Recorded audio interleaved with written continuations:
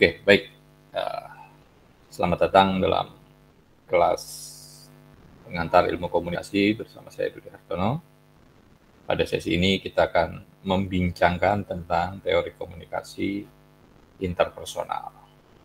Komunikasi antara dua pihak, komunikator dan komunikan, sender dan receiver. Ya. Seperti biasa, bagi yang belum subscribe, silakan subscribe, tinggalkan komen. Baik, kita mulai saja. Komunikasi interpersonal ini sesuatu yang lazim, natural, dengan sendirinya kita lakukan saban hari.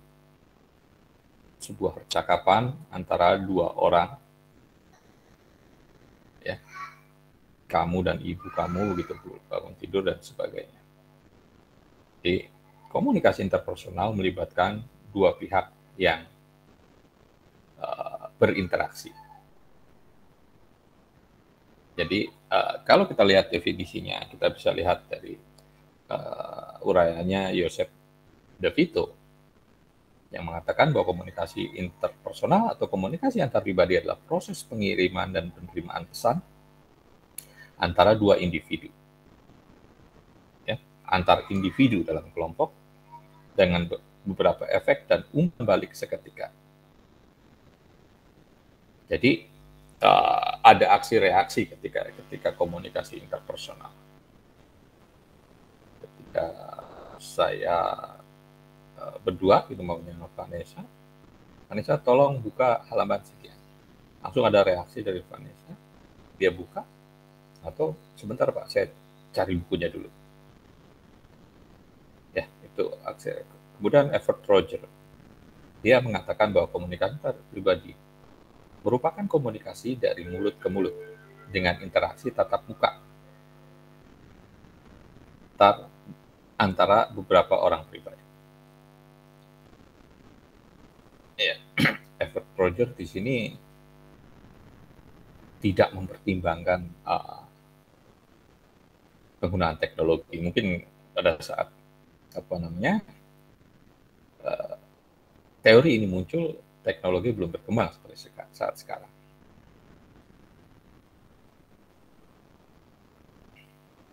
Oke, berikutnya. Dan Barnulus dalam bukunya Prof. Alo Leliweri mengatakan bahwa komunikasi antar pribadi dihubungkan dengan pertemuan antar dua individu, tiga individu, ataupun lebih yang terjadi secara spontan dan tidak berstruktur. Kalian ketemu di kantin ngobrol, saling berbincang, chit chat. Ya, sedangkan dari Profesor Onong Pendi mengatakan bahwa komunikasi antar pribadi adalah komunikasi antar dua orang di mana kontak langsung terjadi dalam bentuk percakapan. Bisa langsung berhadapan muka, face to face, atau bisa melalui media, seperti telepon. Telepon juga meskipun tidak bertatap muka, tapi ada aksi reaksi spontan. Ya, kalau sekarang kita bisa bertatap muka meskipun tidak satu dimensi ruang yang sama. Kita bisa menggunakan Gmeet, kita bisa menggunakan Skype, video call WhatsApp. Kita bisa mengamati lawan bicara kita masing-masing, apa yang sedang dilakukannya. Sehingga seperti juga komunikasi tatap muka yang terjadi secara luring, secara langsung, face to face, dalam ruang yang sama, dimensi waktu yang sama. Komunikasi tatap muka menggunakan media seperti ini juga bisa memerhatikan aspek-aspek nonverbal. Meskipun tidak detail dalam komunikasi secara langsung yang berhadapan. Kalau kayak gini kan komunikasi, kalian bisa melihat saya bisa melihat kalian. Tapi kan saya memframing tampilan saya hanya sebatas muka gitu kan, kepala bahkan tuh. Saya menggunakan frame big close up. Saya juga kalian juga memframing diri kalian penampilannya sehingga apa yang dilihat orang hanya sebatas apa yang tampil dalam layar, dalam monitor. Kita nggak tahu di bawahnya masih pada pakai sarung yang laki-laki barangkali gitu kan. Nah, ini apa namanya? Ya, ini kemajuan teknologi. Tapi sekali lagi, ya, komunikasi tatap muka langsung yang berhadapan langsung gitu, memang lebih kompleks untuk bisa melihat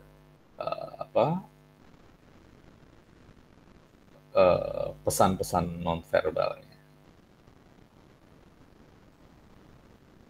Oke, kemudian komunikasi antar pribadi juga acap kali disebut sebagai dyadic communication, yaitu komunikasi antar dua orang di mana terjadi kontak langsung dalam bentuk percakapan.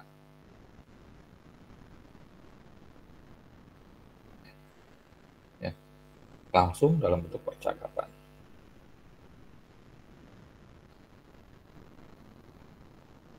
Medianya bisa, ya, tadi menggunakan media teknologi informasi seperti Gmeet yang kita lakukan, atau Skype dan sebagainya, atau langsung. Kita belum bisa melakukan komunikasi langsung di kelas, ya. Mungkin sedang dalam tahap persiapan di masing-masing kampus. Ya, kita doakan semoga cepat kita bisa bertemu secara luring. Saya juga perlu berkenalan dengan kalian gitu kan, juga tidak melihat wajah kalian, wajah-wajah cantiknya, wajah-wajah gantengnya dari layar monitor. Meskipun juga asik juga sih ngeliat dalam kondisi kayak gini kan, natural, ada yang baru mandi, yang belum gosok gigi pun aman gitu kan. Kalau udah ke kampus mah udah menyajikan penampilan terbaik agar dilihat oleh orang lain. Oke, proses komunikasi interpersonal. Ini tersusun dari banyak proses yang kait-mengkait, yang saling berkelindan, berhubungan gitu kan. Proses produksi pesan, pengolahan pesan, koordinasi interaksi, persepsi, dan sebagainya. Proses produksi pesan adalah proses menghasilkan perilaku verbal dan non-verbal. Nah, ini kemudian yang menjadi penting. Dalam sebuah proses komunikasi, manakah yang lebih penting? Menyuarakan pesan sesungguhnya. Apakah komunikasi verbal atau non-verbal? Ada yang mau jawab?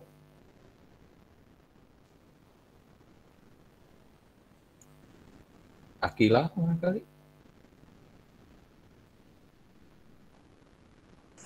Komunikasi verbal. Lebih penting kenapa, Akila? Apa, Pak? Kenapa komunikasi verbal lebih penting daripada non-verbal dalam proses komunikasi? Lebih jujur maksudnya. Mana yang lebih jujur?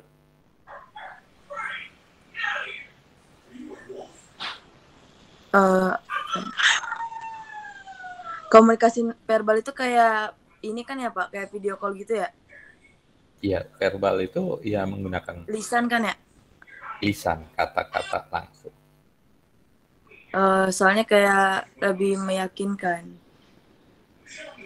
Lebih meyakinkan.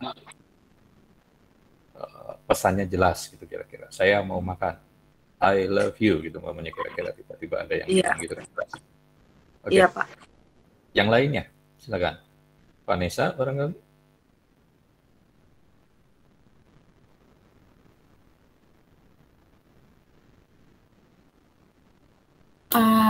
Non-verbal, Pak. Kenapa? Karena kalau non-verbal itu kan dia apa ya, kayak ada tulisan, dan itu sebelum ditulis tuh udah ada maknanya tersendiri kan Pak. Dan udah kadang-kadang kita sebagai yang dimaksud nonverbal dalam pengertian kamu seperti apa? melukiskan semua peristiwa komunikasi itu kata-kata terucap dan tertulis. Oh, Ya maksudnya yang verbal itu kan yang tertulis kan Pak. betul. Ya kalau non verbal itu terbalik, saya sorry. Iya, Okay. kalau non verbal itu kan spontan kita ya Pak. Oke. Freado bagaimana? Pernah nggak sama pacar berdua gitu mau makan apa gitu, terus dia nggak jawab gitu, terus terserah gitu? Nggak pernah, Pak. nggak pernah punya pacar. Oke, jawab. Mana yang lebih jujur, mana yang lebih efektif dalam menyampaikan pesan? Ada dua hal sih yang lebih jujur deh, bukan yang lebih efektif. Kalau saya sih komunikasi verbal, Pak. Karena kalau Verbal. komunikasi tulisan itu pesannya tuh lebih jelas gitu, Pak. Oke. Baik, terima kasih. Iqbal atau Oiril, silakan. Jen juga boleh. Kalau saya Pak lebih Ya, ke silakan Oiril. lebih ke komunikasi verbal. Karena kalau verbal itu kan kita langsung kayak tadi Vanessa spontan. Jadi nggak ada kayak yang mengganjal gitu. Kalau kita non verbal kan kita dalam tulisan ini tulisannya kayak gini, nanti dalam perasaan atau kenyataannya nggak sesuai dengan tulisan apa yang kita tulis Pak. Baik. Oke, terima kasih Oiril. Oke, Livia, mana yang lebih jujur sekarang pertanyaan, bukan lebih efektif, lebih ini antara verbal dan non verbal bentuk komunikasi? Non verbal kayaknya Pak. Tapi Kenapa? ragu. Kenapa ragu? Karena non verbal tuh kayak ini kan Pak, apa sih? Kayak isyarat gitu nggak sih? Tuh, salah satunya ya. Jadi kayak dia, misalnya non verbal tuh ada pernyataan kayak, misalnya dia bermake up nih untuk karena dia tuh suka sama orang gitu, misalnya dia pengen terlihat bla bla, itu kan jadi kayak naluri sendiri gitu nggak sih? Paham nggak Pak? Aku nggak paham. Oke, barangkali yang lain. Iqbal, pertanyaannya lebih jujur mana, komunikasi verbal atau non verbal dalam dalam berkomunikasi? Menurut saya sih verbal, Pak. Kenapa? Karena lebih jelas ya daripada non verbal. Kalau non verbal tuh menurut saya kayak lebih belum terlalu spontan, belum dipersiapkan gitu loh Pak. Kalau apa tujuannya, mau bagaimana. Baik. Oke, satu lagi boleh, Aska, silakan. Kalau menurut saya verbal sih Pak. Kenapa, Soalnya kan Aska? kalau misalnya verbal itu kan mungkin lisan gitu ya Pak ya. Nah, mungkin lebih pasti Pak, karena kan kita jadi tahu secara intonasi gitu dia ngomongnya gimana, lebih jelas juga gitu sih Pak. Oke, baik, terima kasih. Saya lupa ya. Kita sudah masuk ke bentuk komunikasi verbal dan non-verbal belum ya? Belum ada ya? Ya, saya ulas sebentar. Ya, komunikasi verbal itu benar komunikasi yang diucapkan langsung, verbal, baik itu menggunakan kata-kata maupun menggunakan tulisan.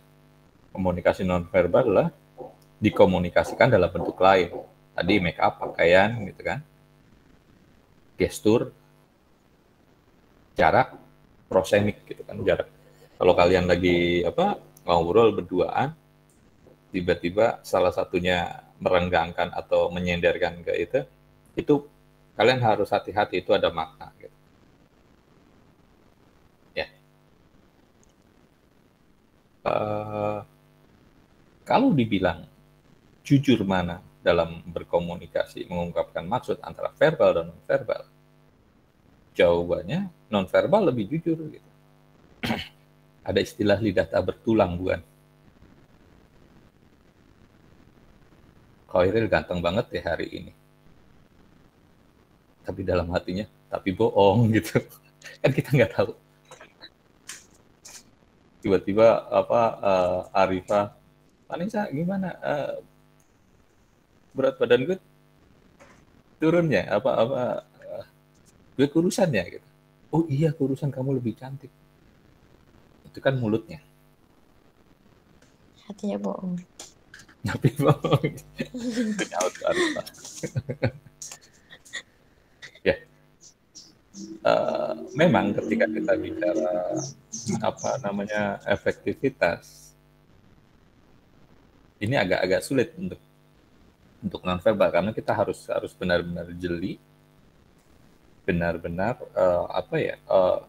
mengamati perilaku lawan bicara kita, dan kita juga harus mengerti, punya pengetahuan kognisi tentang bentuk-bentuk isyarat tertentu gitu. Jangan sampai salah mengartikan isyarat, kan repot. Namanya gini, Livi, kata Iqbal, besok kita nonton yuk gitu. Terus yang dijawabnya dengan senyum. Atau kamu nembak cewek gitu, kamu mau jadi pacar gue, kemudian senyum. Mau mengartikan apa?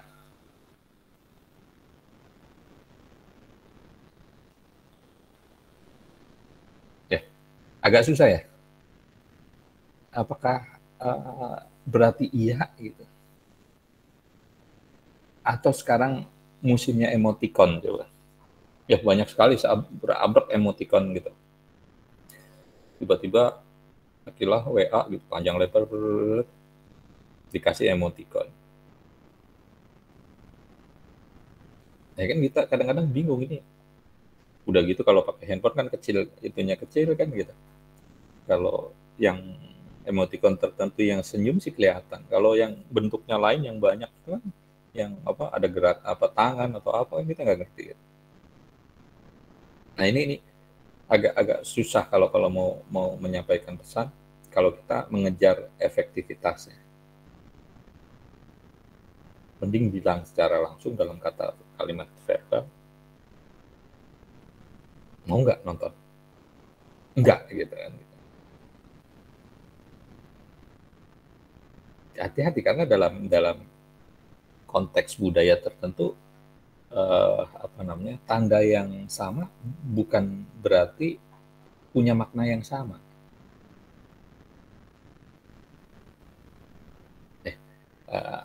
Orang disuguhi makanan, minuman gitu di Jawa, tamu gitu, kemudian dimakan. Pertanyaannya, ketika kita untuk menghormati tuan rumah, apakah makanan itu dihabiskan atau tidak? Sebaiknya. Ada yang mau jawab? Dihabiskan, Pak. Tapi kalau nggak suka, dimakan dikit. Dimakan dikit. Oke, terima kasih Akila. Iya, tergantung sih Pak makanannya apa dulu. Makanannya apa dulu? Oke, siapa lagi? Vanessa, mana? Vanessa nongol pertama tapi belum bersuara nih kayaknya. Sama Vanessa Pak, udah ya? kayak Kila. Oh, udah. Dimakan sedikit. Makan sedikit. Siapa lagi nih? Mei, mana Mei?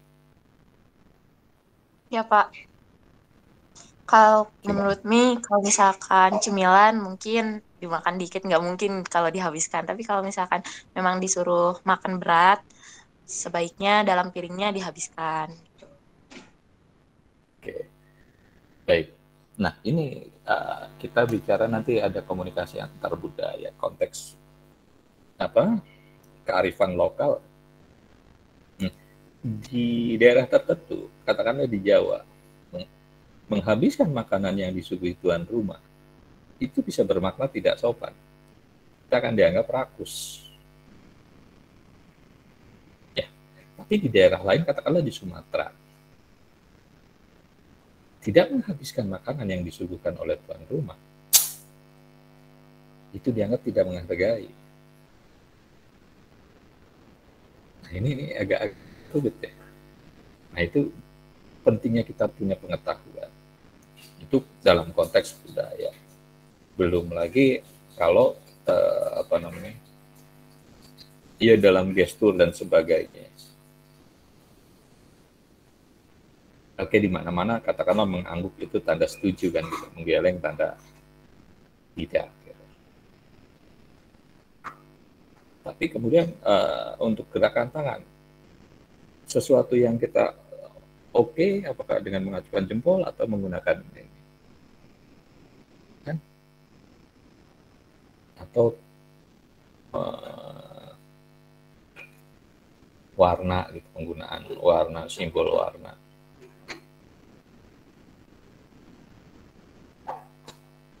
Datang ke acara perkabungan menggunakan warna terang katanya. Nah, itu kan ya. Dan kita juga harus memperhatikan tadi ada intonasi, siapa yang bilang tentang intonasi itu bagian dari bentuk komunikasi non-verbal, paralinguistik istilah. Saya boleh pinjam kunci motor nih, gitu. Apalagi sambil dilempar kunci.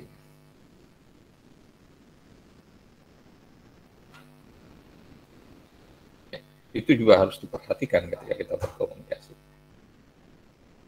Oke, baik, lanjut. Pak mau tanya. Silakan. Yang komunikasi interpersonal tadi apa ya Pak? Kurang ini ngerti. Kenapa? Yang komunikasi interpersonal. Ya, komunikasi interpersonal pada dasarnya komunikasi dua orang yang saling memberikan pesan, ada aksi dan reaksi. Saya ngobrol sama kamu barusan itu kan interpersonal. Kamu bertanya, saya jawab, ada proses timbal balik yang berlangsung terus-menerus selama percakapan itu.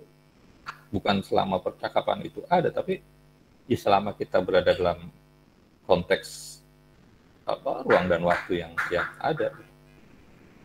Bahkan ketika Akilah tidak berbicara apapun, orang juga bisa mengartikan itu sebagai sebuah bentuk komunikasi. Ketika kelihatan temannya datang, akhirnya wajahnya murung gitu. Temannya mau negur, dia sedang tidak ingin diganggu, mamanya. Diartikan gitu sama Vanessa pergi gitu kan.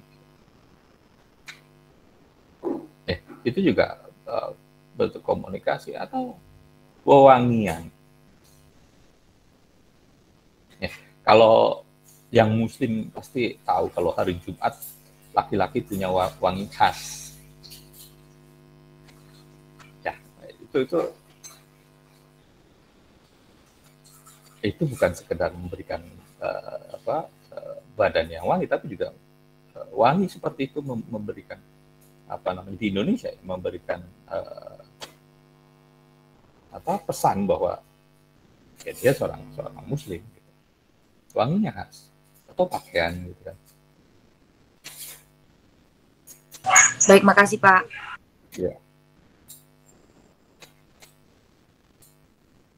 Nah, ini komunikasi verbal menggunakan simbol, bahasa, kode-kode, simbol verbal.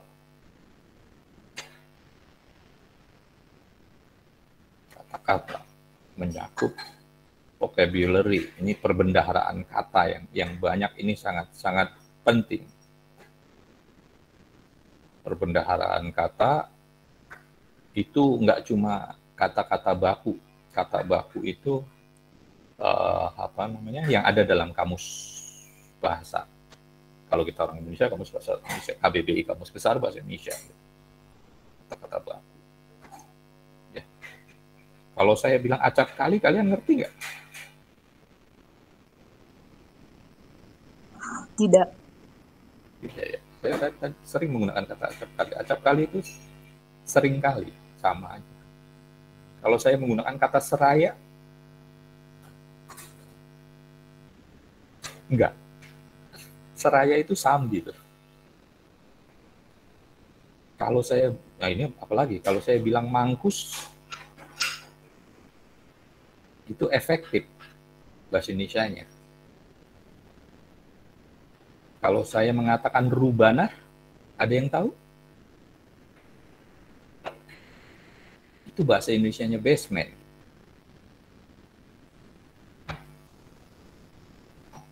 Kalau saya minta Iqbal tolong ambil pengokot, saya nggak yakin Iqbal akan mengambilkan benda yang saya maksud. Staples. Itu bahasa Indonesianya staples, pengokot. Itu vocabulary dalam khasana bahasa Indonesia yang baku. Gitu. Nah, dalam khasana vocabulary dalam bahasa percakapan, bahasa slang, itu berkembang kan. Tiap komunitas, tiap zaman punya bahasanya sendiri. Yang saya mungkin kalau kalian ngomong saya nggak ngerti gitu. Ya kalau masih sob gitu masih tahu lah. Terus apa lagi? Kui. Saya masih ngerti. Tapi nggak tahu kalau yang lain-lain.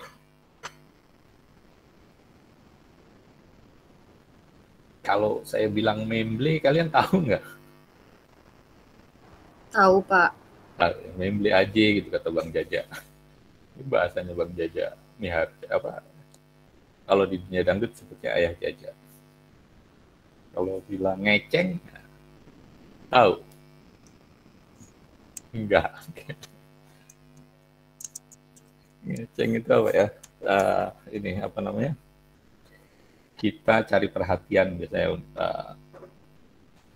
dari orang-orang sekitar atau orang yang sedang kita itu. Dulu ada eranya anak muda Jakarta ngeceng di Jalan Melawai, sana Jakarta Selatan.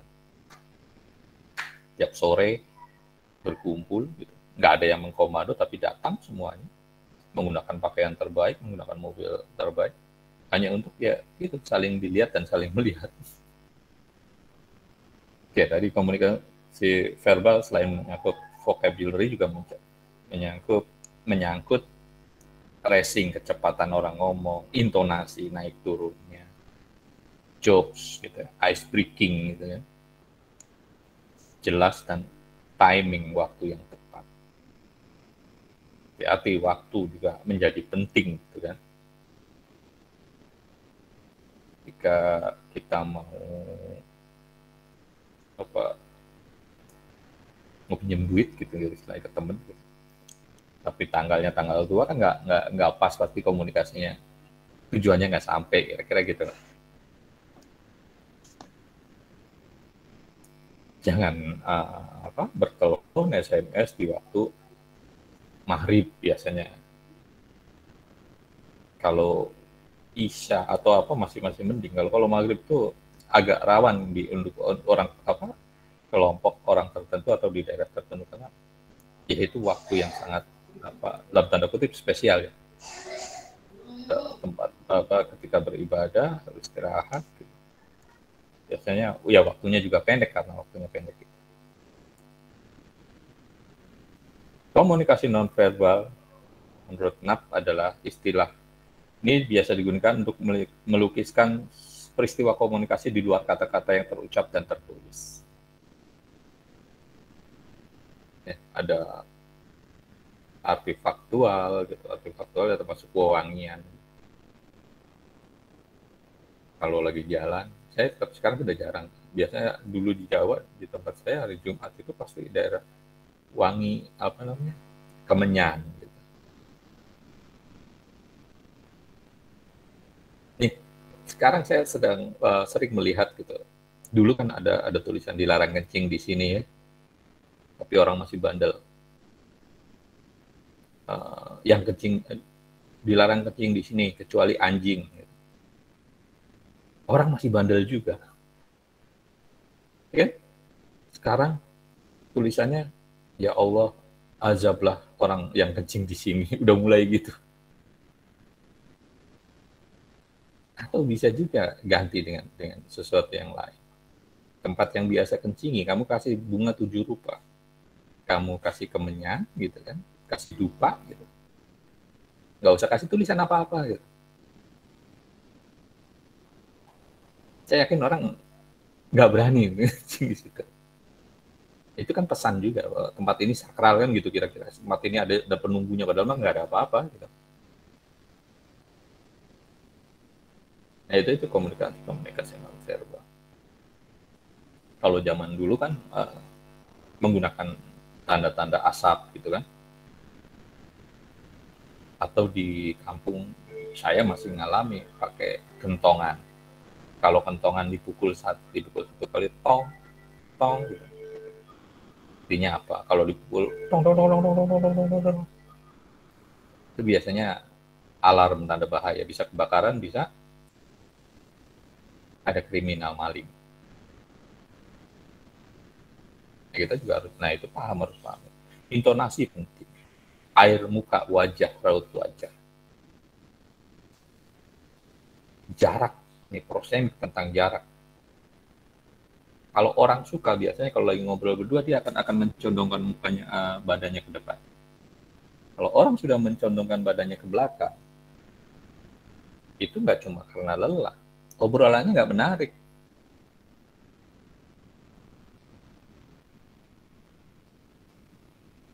Ya, kalau apalagi kalau dipegang tangannya itu mah udah orang pasti suka banget kalau lagi ngobrol.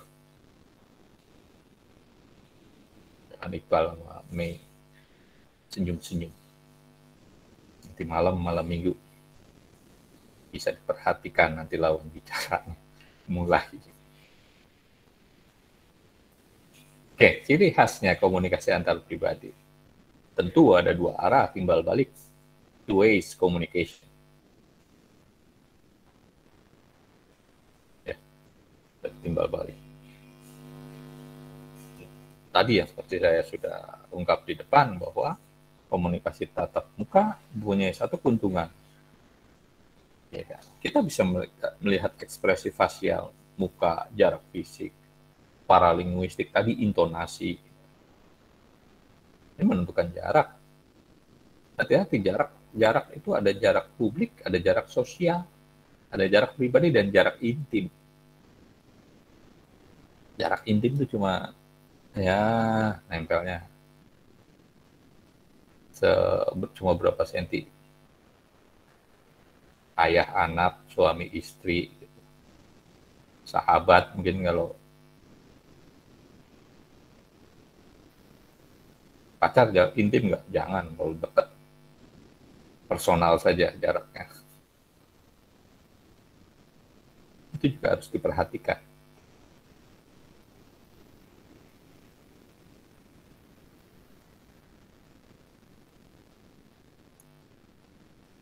Tentu termasuk itu tadi artifaktual pakaian. Gitu. Ya, Ada saat tertentu kita bertemu dengan orang tertentu, kita harus berpakaian rapi, ya kan? Itu juga bagian dari penghormatan buat orang tersebut. Begitu kita mau ketemu, dikenali, mau Iqbal nanti malam makan sama papa mama, datang pakai kaos, pakai celana pendek, udah langsung dicoret ini bisa, gitu kan? Putus kamu dengan dia, gitu. Tiba-tiba gitu.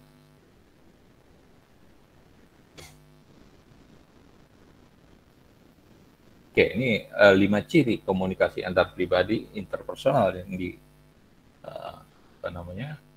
dikemukakan oleh De Vito. Yang pertama, keterbukaan, empati, ketiga dukungan, keempat terasa positiveness, dan equality. Kita lihat keterbukaan. Keterbukaan komunikasi mengungkapkan ide, gagasan. Berdua bebas, lebih terbuka.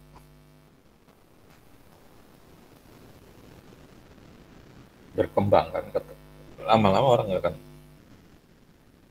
Kemudian, ini empati.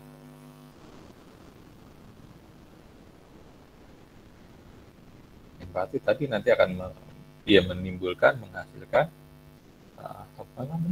bahasa kode-kode nonverbal gitu. Begitu kita berempati pada lawan bicara kita, gitu kan. Kita akan mencondongkan itu, kita akan memegang tangannya, mengelus pundaknya kalau dia sedang bersedih, memeluknya, merangkul.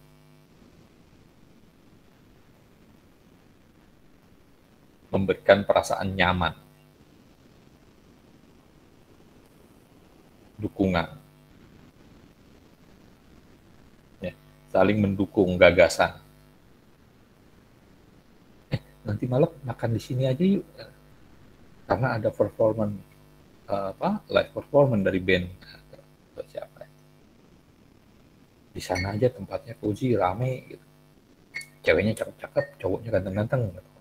Kalian ngeceng. Nah, ngeceng lagi bahasan.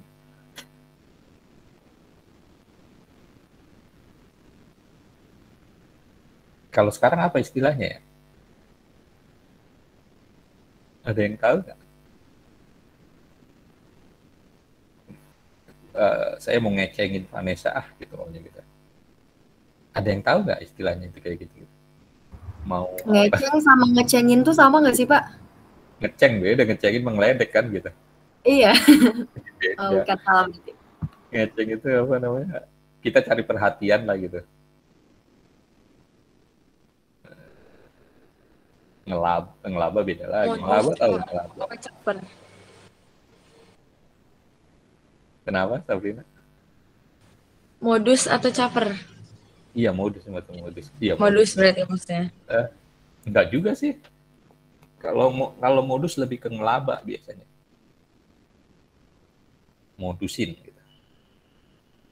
Kayak rasa positif.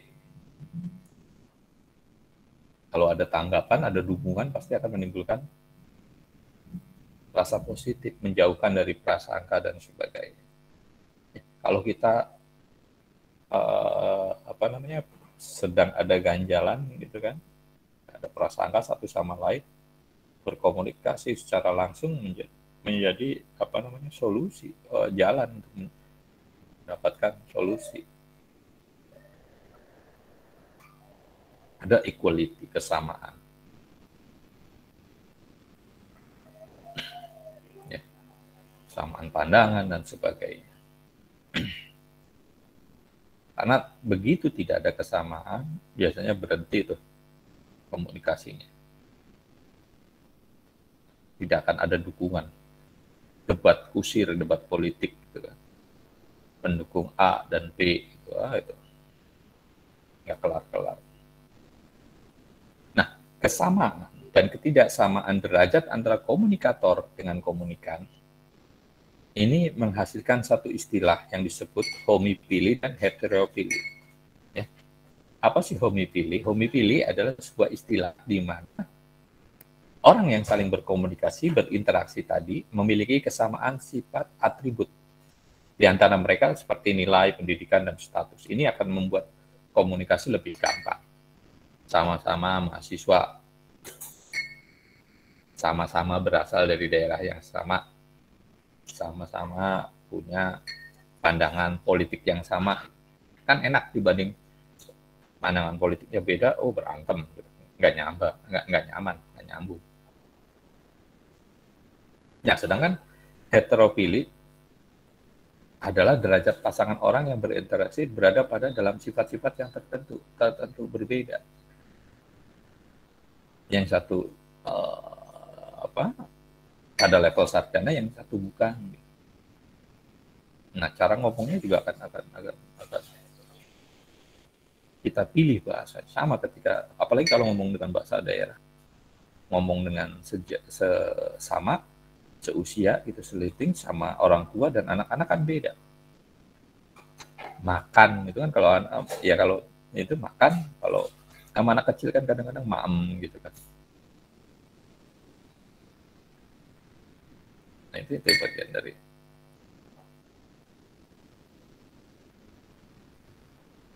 ini empati tadi yang terkait dengan empati yang Vito bilang, ketergantungan pada komunikasi. Yang pertama, serta komunikasi memilih pasangan yang sesuai dengan dirinya, yang punya homofili tadi sama derajat. Ini akan lebih nyaman. Tanggapan berupa timbal balik itu juga, kemampuan menanggapi. Nah, kira-kira ini juga kalau kalian pengen curhat gitu kan, tiba-tiba Sabrina pengen curhat gitu. Curhatnya sama Iqbal yang orangnya cuek, nggak dapat empatinya, kira-kira gitu. Bukannya dapat empati malah dimarahin, apaan sih, cengeng banget lu, gitu. Ya, terjadi pergantian peran untuk mencapai kesamaan pengalaman dalam perilaku empati. Oke, ini tahap proses empatinya ada 4: kelayakan, pengambilan peran, dan empati. Komunikasi. Kelayakan, individu memusatkan perhatian pada orang lain, mempertimbangkan apa yang dipikirkan dan dikatakan orang lain tersebut. Ya. Jadi kalau temannya sedih, gitu, lagi curhat, biasanya orang yang berempati mulai dari memperhatikan apa sih yang diomongin, gitu. Yang bisa solusi yang bisa diberikan, mengambil peran, ini role taking, ini mengidentifikasi orang lain ke dalam dirinya. Seandainya saya yang mengalami situasi itu, nah, saya juga akan merasakan hal yang sama, kira-kira gitu.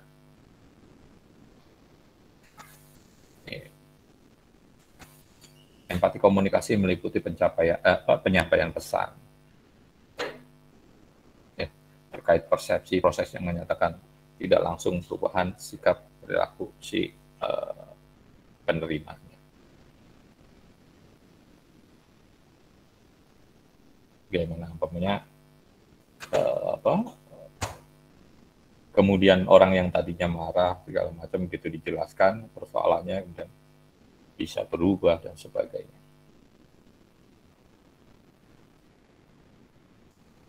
Oke, baik, kalau tidak ada saya tutup pertemuan sesi ini. Terima kasih. Jangan lupa tugas besar 2-nya nanti dilihat-lihat mulai ya nanti atau besok ya, dikumpulkan pada pertemuan minggu ke-12 akhir. Ya, terima kasih. Sampai jumpa pekan depan. Salam buat keluarga, jaga kesehatan. Assalamualaikum warahmatullahi wabarakatuh. Waalaikumsalam warahmatullahi wabarakatuh. Terima kasih Pak Dudi. Terima kasih Pak. Terima kasih Pak. Yo, sama. Bye. yang selama ini.